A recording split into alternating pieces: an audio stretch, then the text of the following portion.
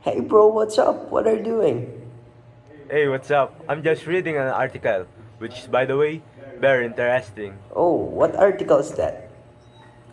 The flight from conversation. Oh, you're kidding me, bro. You already read that 10 times. Man, what can I do? It's really beautiful. I have an idea. What if we just share our learnings about that article since the both of us have read it a lot of times? Yeah, sure. I'll put up my notes up in the screen now. Alright. The little devices most of us carry around are so powerful that they change not only what we do, but also who we are. Oftentimes, we underestimate the power of the devices we have, such as cell phones, computers, laptops, and even televisions. We merely think and say that these devices are just used for entertainment, educational purposes, and even communicating with our loved ones. It does have a point. However, did you know back in the days, these devices are considered as a luxury and want, but in today's world, it became very normal to have it. It is now even considered as a necessity and needs in our daily lives. We cannot continue our day without touching or using it, even in a short amount of time. We are not aware of it, but these devices shapes on who we are as a person. The influences of what we see, what the media narrative tells, and the videos available online takes all effect on our values, beliefs, moralities, and even our behavior. And as a result, we have fewer face-to-face social interactions, which leads us to being more bashful, anxious, and unsatisfied with what others can provide to us, as we always think these devices can provide and fulfill the love, the care, and the emptiness we feel inside ourselves. To my second point, we are alone together. It means that there is a presence of our family, friends, and classmates in a common place, but there is a feeling of separation among us, which hinders us in communicating and building a relationship with one another. As mentioned, we are all in our own bubble. It feels like we are distancing ourselves with one another. For example, when we eat meals with our family, whether it is breakfast, lunch, or dinner, we are all on the table. However, most of us are distracted and deeply engaged in scrolling our news feeds and watching videos online. In a similar case, when we are with our friends and classmates, we focus more on scrolling our devices and talking to strangers instead of talking to one another. I hope we can be more involved in talking to one another face to face, having a conversation, because isolating ourselves in our own bubble can lead us in a difficult time being alone and ultimately makes us lonely, as we are accustomed with the presence of others whenever we need them. But what if they are not available, right? Oh, that's a good point, bro. Can I discuss the last 2 points because these are also my faves? Alright then. The fourth point implies that our ability to carefully create and curate our online persona is made possible by digital activities. We are in control of what we communicate, how we show ourselves, and the impression we provide to others. As it might not always reflect our genuine personalities, this can be both empowering and potentially deceptive. Sherry Turkle in one of her speeches also put it up in this way. She said, "We share what makes us look good and we're sharing what's easy to share." It only means that as we create our digital selves, the process of filtration is always included. We enhance our photos through the use of filters, we have altered the linguistic landscape through the use of emojis and GIFs in texting and posting.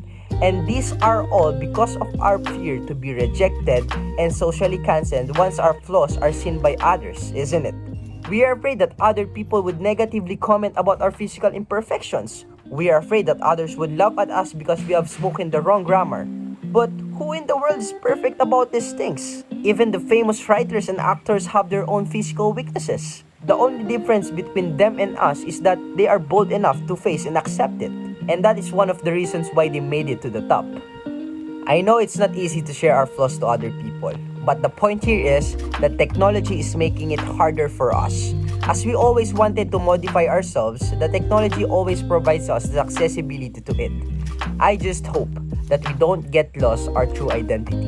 Proceeding to the last point you wrote that uses the metaphor sips and big gulp of real conversation, This line explains that while online communication tools let us connect with other people, they can never match the complexity, richness, and depth of in-person interaction. Bro, personal interactions are really complicated than online ones because it's not just the word themselves that we are trying to understand, but also the tone, nuance, body language, and even the facial expression of the person we are talking to. Just for example, a boyfriend could text her girlfriend "I love you" with a red heart emoji and cause her to feel love. But I believe that it is comparable once the boyfriend takes her girlfriend out for a date and tell her "I love you." That's way more kilig. In addition to my point, personal interaction teaches us to be more patient than online communication. Because in chatting online, we always expect for a fast answer because we tend to expect that the person we are talking to should be engaged with us, even though we do not see them. Or it could be a video call but unstable internet connection could ruin it. However, in face-to-face conversation, we take time to pause in order to think. To nod in order for the person we are talking to know that we are listening to him. And to just look around while we find the right words for the feeling we want to express. We are so considerate when the person we are talking with is in front of us. Yes, it is true that technology can improve our ability to interact with others, but it's critical to understand its limitation and try to have a meaningful in-person conversation as much as we can. Oh bro, I forgot. I also noted some learnings about this article. Can I flash my screen? These are only 3. But man, these are mind-changing lines. Let me start it. You know, an amazing thing when we are conversing with other people is that we understand ourselves better. Have you experienced a scenario when you are talking to someone and then you suddenly stopped because you realize something about yourself? It could be a solution to your problem or the right description for the feeling you had. This point could also be interpreted as an irony because we always thought that in order for us to reflect, we only need ourselves. In a real-life conversation, we entrust ourselves fully to the person we are talking to because we know he or she is present and is truly listening to us.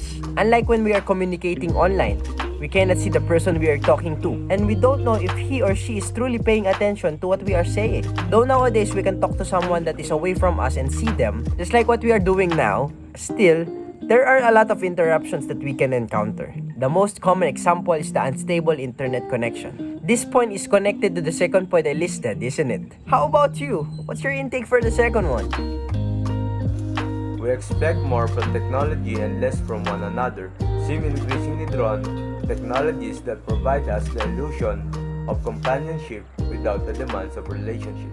I agree that our devices, technologies, and medias provide us a platform and a safe place for us to voice out our opinions and feelings. It also gives us a chance to explore ourselves and others. In contrast, it makes us dependent on those devices. In reality, those who we interact with or the applications we use will not fully understand on what we really mean and what we really feel because they do not have the emotions and the understanding people have. I am not trying to say that we should not use those devices or express ourselves on those platforms, but what I'm trying to say is let ourselves be vulnerable sometimes and rely on real human and beings on the real world, as they are the only one who can provide us the real sense of companionship and understanding of the problems we are dealing with, and you never know, we may be able to build a deep relationship with them. And the last line I listed is the "I share, therefore I am." You know, this concept is really interesting because it follows the concept of some great philosophers like René Descartes with his "I think, therefore I am," and Gilbert Ryle with his "I act, therefore I am." Indeed, technology shapes our identity with how we are submerged in digital activities. We share our thoughts online, we post pictures with inspiring captions, we share somebody's humorous post, we interact in the comment section, we talk to somebody in an online platform, and all of these things contribute to the creation of the self that we have in a digital space. But the major problem with these things is that it could pressure us to maintain our online presence and makes us forget that our online presence is not the totality of our identity. Thus, we should always make an effort to have a good balance between interacting online and living the reality of our lives. Well, with all of the learnings that we had, let's answer this question of application, How can we apply it to our friendship and our relationship to other people? Way to go for the both of us. I think we should try spending time with one another. We should try to disconnect with the media and technologies and try to connect with one another to the real world where real things happen with real people and we can focus on developing and improving ourselves. Hahaha.